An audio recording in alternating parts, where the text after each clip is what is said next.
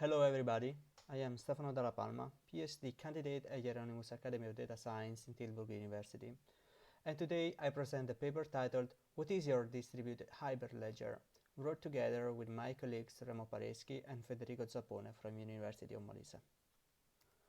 In this study, we try to answer the questions: how do I choose the most appropriate distributed ledger technology for a project? Since the launch of Bitcoin in 2008, new blockchain implementations started to proliferate. So many of them go behind the mere cryptocurrencies and aim at organizational and business innovation in supply chains, healthcare, agri-food, public administration, and many more. Therefore, there is a great demand for projects that use blockchain for solutions that meet specific business objectives. And the problem has arisen of finding the most appropriate blockchain technology for the project needs. However, it is worth noting that this is not the first work on the matter trying to address a similar question. In a previous study, Garriga et al. Proposed a framework called Chain Master that exposed the interplay between technical decision and architectural features for the most popular public blockchain to support blockchain stakeholders to identify an adequate blockchain implementation for their business needs. Examples of technical decisions are the consensus protocols and support for smart contracts, while examples of architectural features are the costs, decentralization, security, privacy, and so on and so forth. In their work, the authors reviewed the top 11 cryptocurrencies at that time and distilled 7 key architectural features and outlined the technical decisions that affect them. For example, the fees and incentives affect the costs, while the consensus protocol and permission schema affect performance, decentralization, security, and privacy. Afterwards, they derived a utility tree to guide stakeholders through the selection of the appropriate blockchain for their needs. For example, if a stakeholder is looking for a blockchain with minimal fees, a block confirmation time from seconds to minutes, and the ability to support smart contracts, then the appropriate choice is the blockchain Tron, as highlighted in the green circles. However, they considered only public blockchains and ignored aspects and tools to allow custom implementation that include private and consortium blockchains. Nowadays, many of the most advanced blockchain-oriented software ecosystems make available easily customizable libraries to reduce the implementation effort to a minimum. Well, in the face of this limited effort, there are considerable advantages in the efficiency of execution compared to public blockchain overloaded by a huge number of users and burdened by computationally exacting protocols for transaction validation. That this reasoning stands is proved by the success of the best known and most advanced of these ecosystems, namely HyperLedger, which competes at least on an equal footing with Ethereum, the best known and most widely adopted of the public blockchains aimed at corporate projects. Nevertheless, precisely under the flourishing of specialized frameworks within HyperLedger itself, the problem and the opportunity of making the right choice exists here as much as for public blockchain. Therefore, we aim to extend Chain Master by tuning its selection criteria to suit the HyperLedger ecosystem.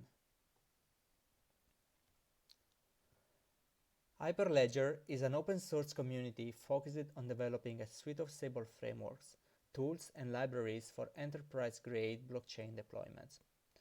It serves as a neutral home for various distributed ledgers frameworks including HyperLedger Fabric, Softwood, Indy, as well as tools like HyperLedger Caliper and libraries like HyperLedger IRSA.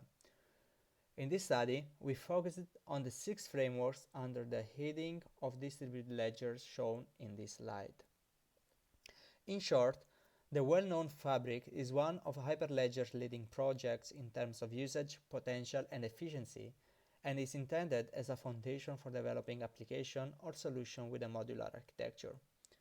HyperLedger Indy focuses on decentralized digital identities and aims to facilitate those application domains where those decentralized digital identities have an essential and fundamental role.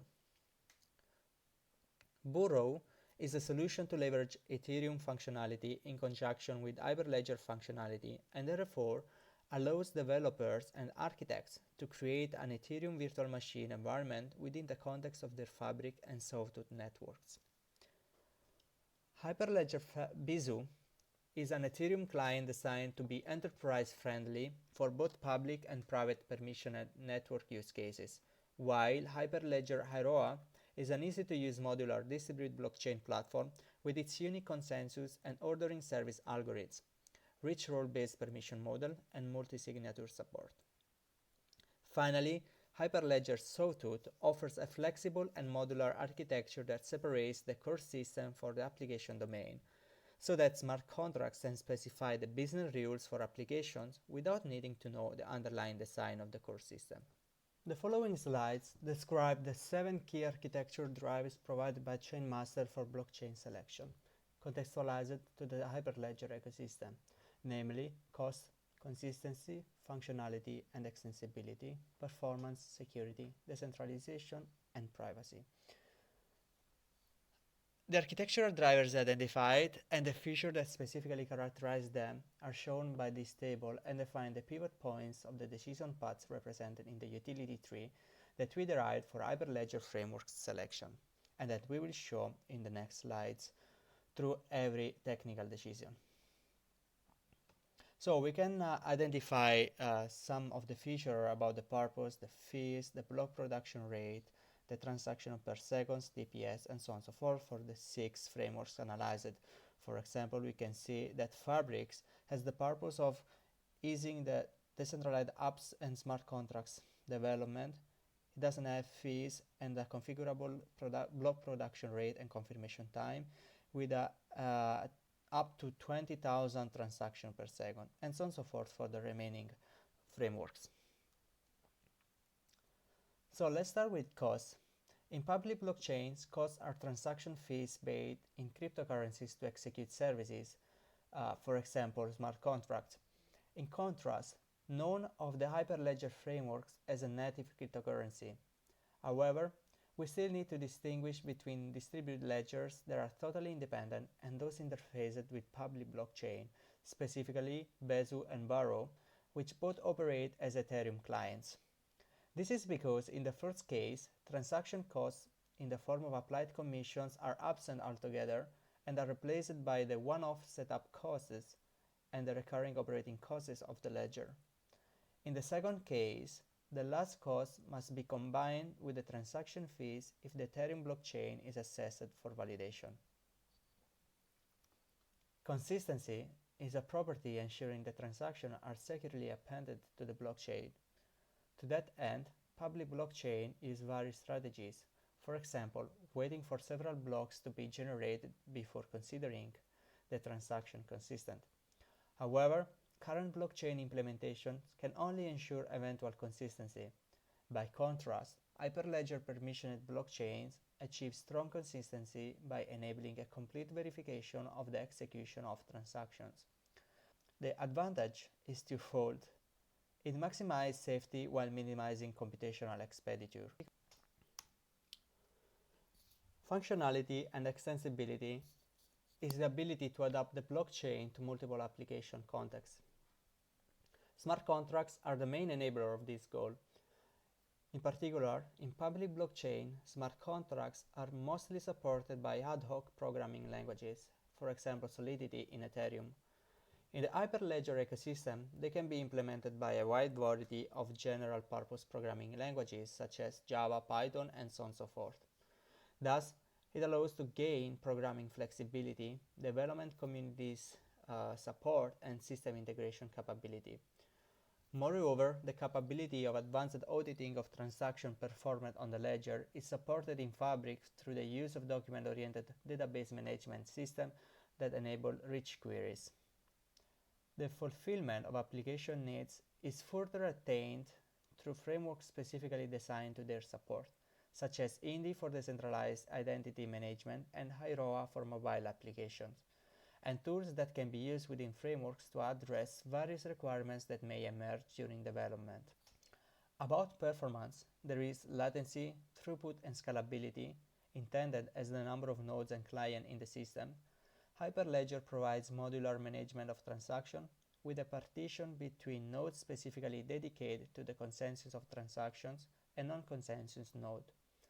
That way, it can achieve higher performance than public blockchains, up to 20,000 transactions per second in the case of Fabric, compared to the approximately 4,000 transactions per second for EOS and Ripple, which are the best performing public ledgers.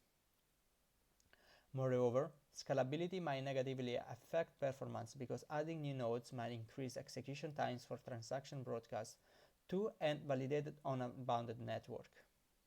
However, while unbounded scalability is necessary for public blockchains dedicated to the generation and management of cryptocurrencies, it is not the case for HyperLedger's target application, namely consortia of companies whose number of participants is known in advance or can be extended in a controlled way.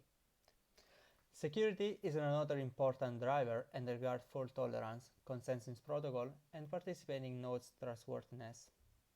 The highly scalable proof-of-work protocol adopted by public blockchain is unsuitable for enterprise application because it doesn't guarantee consensus, has a high power consumption, and a low throughput.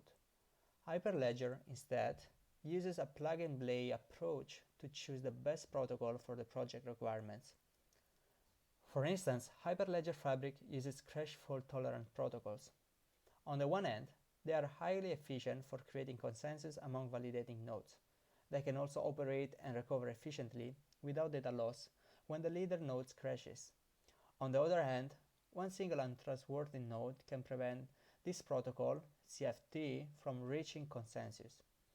In that case, Byzantine fault-tolerant protocols can be resorted to, with the capability to manage up to 33% of the malicious nodes at the cost of higher computational overhead.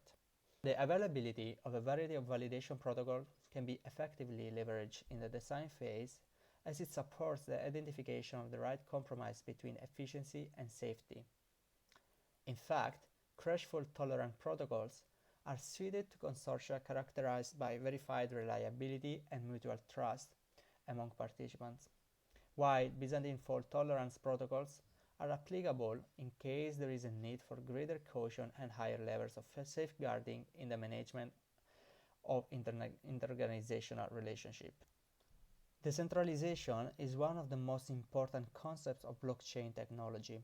Enterprise blockchain, as those developable in HyperLedger, are less decentralized than public blockchains and restrict the governance of consensus nodes to a limited number of organizations. However, there is a spectrum of choices in between public blockchain and private blockchain where the governance is entrusted to a single organization, such as consortium blockchains with multiple participants in the governance, supported by all HyperLedger frameworks, permissionless blockchain supported by Sawtooth, and blockchain allowing transaction validation in public blockchain supported by Besu and Burrow. Finally, public blockchain are designed to protect transaction integrity. Nevertheless, they do not consider their privacy. Therefore, all transaction and user data are publicly available. Privacy is limited as there are no privileged users and every participant can join the network to access the information on the blockchain. The lack of privacy is even more problematic for corporate applications characterized by confidential data. HyperLedger provides a first protection layer by making participation in the blockchain permissionable and additional protection levels within permissioned blockchains. In particular, HyperLedger Fabric allows creating private communication channels within a blockchain, making transactions visible only to the authorized users. Let's consider now one of the case studies where we assessed the extended version of Chainmaster. These case studies were conceived as micro-narratives of the generation of such paths for possible evolution of ongoing projects, as well as a retrospective reworking of previously taken design decisions. So let's focus on the Genesis case studies. Genesis is an innovative platform that supports an ecosystem connecting owners of genomic data, the people of this planet, with their genetic heritage, and organizations interested in the use of such data like university, research centers, and private laboratories. The platform provides a blockchain for authentication and data integrity, smart contracts for managing the relationship between data owners and data requesters, cloud computing for storage, and artificial intelligence for data analysis and classification. The system hinges on the possibility offered by HyperLedger Fabric for data management and smart contracts, as can be noticed by the utility tree. The choice of this framework is justified by the scalability and the vast range of options for integration that it grants. Genesis, in fact, provides for integration with external systems on which genetic data are stored, as these are too large to be entirely written on the ledger. Also, note that managing external systems involves creating numerous transactions, which is one more reason to rely on Fabric, which has the highest throughput in its class. Furthermore, the complexity of the relationship between the various stakeholders organizations participating in the Genesis ecosystem may require levels of privacy to manage their interaction that are adequately met by the Fabric mechanism of private channels. Thus, Fabric provides a distributed ledger that acts as a secure, performing, and scalable layer between the users and the components that make up the other part of the platform. On the other hand, Sawtooth appears to be a strong candidate too, since it compensates a considerable but still acceptable dropout in throughput from 20,000 to 1,300 transactions per second. Additionally, it also has the relevant feature absent from Fabric, namely permissionless access and Byzantine fault tolerance consensus protocols that increase the overall security of the blockchain. As future work, we plan, in addition to further fine-tuning this framework, the implementation of automated tools such as recommendation system and machine learning enabled application, which can help professionals use Chainmaster to support the decision-making process to select the framework for developing the distributed ledger best suited for their application.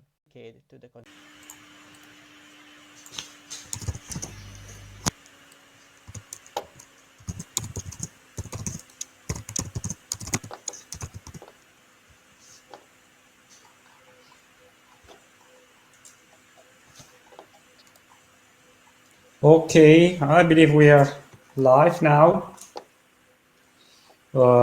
Yes, okay.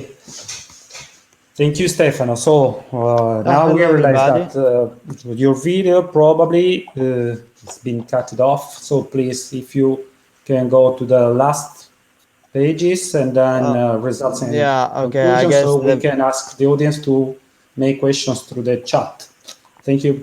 Yeah, thank you. Good morning, everybody. So my name is Stefano Dalla Palma. I was presenting virtual, but then don't keep track of my name here, Remo Pareschi. In any case, I guess the video stopped at performance. I was listing a series of criteria that we identified from our previous work in Chainmaster. And yeah, you can see the difference of consistency and other attributes that differ from public and private blockchains and blockchain frameworks like HyperLedger.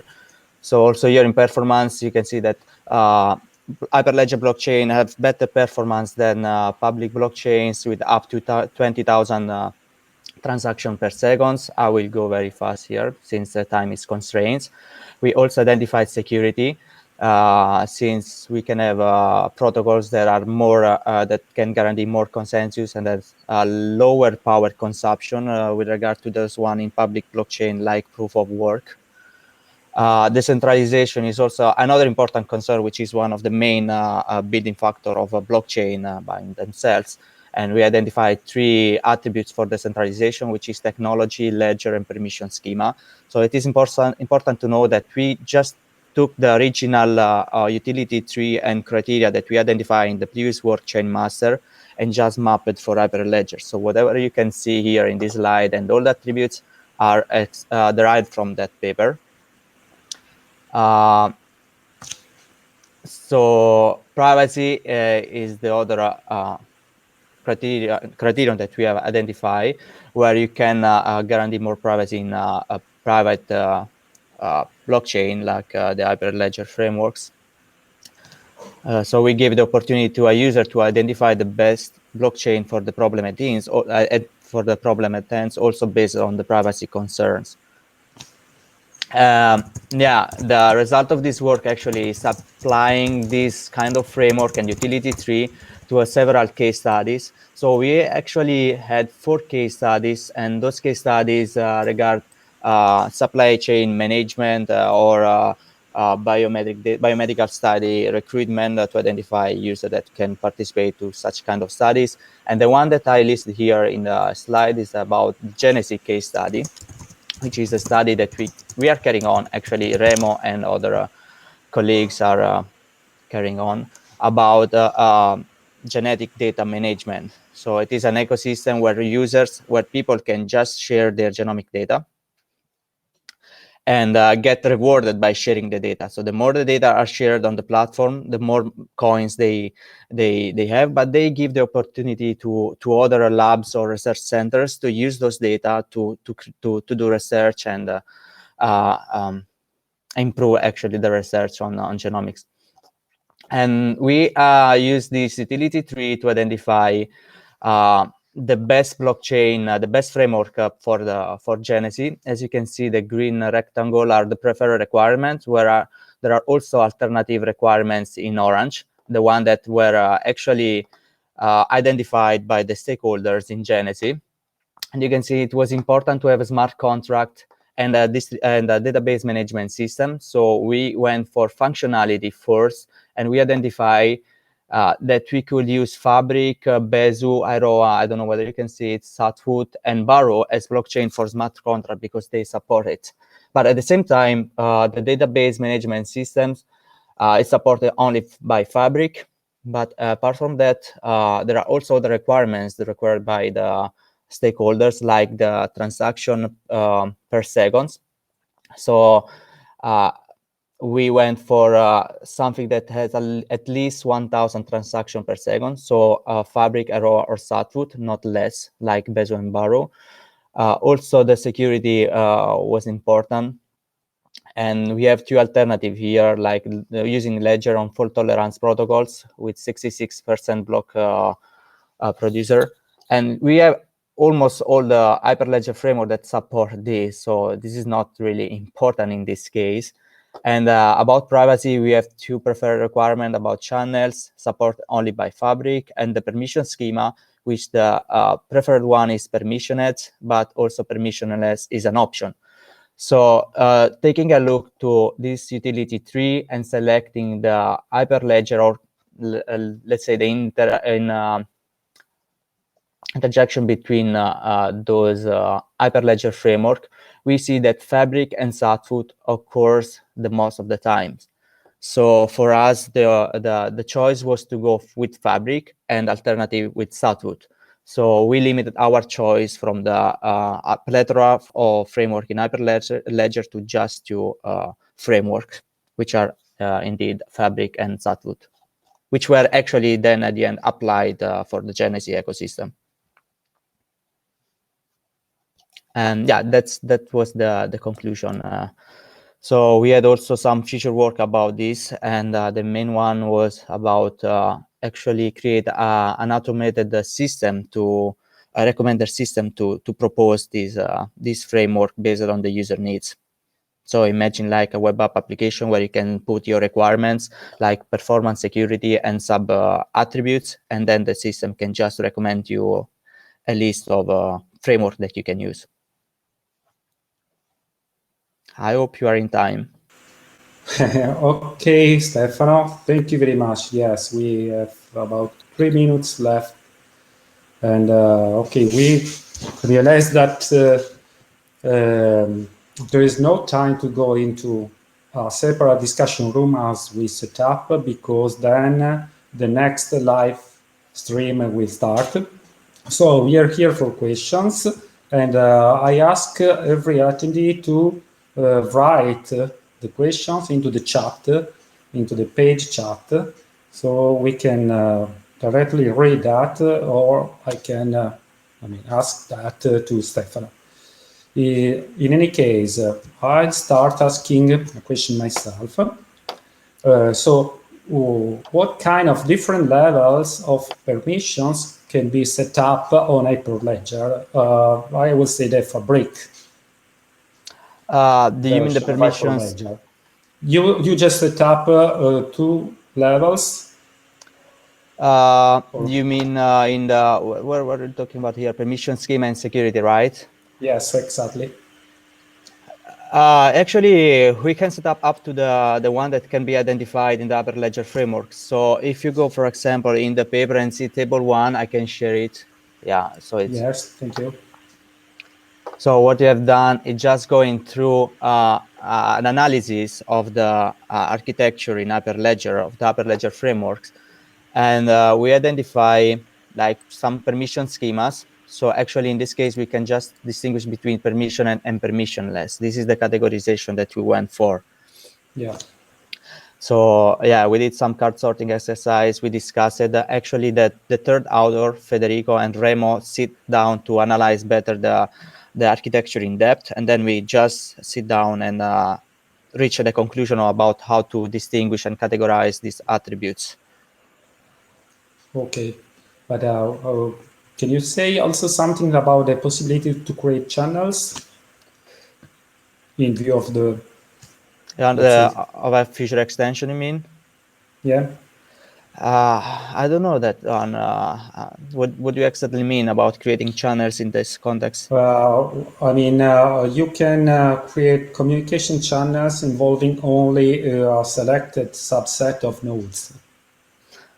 So Yeah. that you can, I mean, like build different layers of privacy, like sort of sub-networks for specific topics, specific interactions, something like that. Yeah, but actually, I guess this is a kind of out of topic with respect to the scope of the paper, in the sense that the paper just recommends which blockchain and frameworks you can use based on the requirements that you need. So yeah, if you identify different channels that you can use, then if the framework in future will support it, then we can say, okay, if you want to use this type of channel, maybe you have to go with that framework rather than framework B.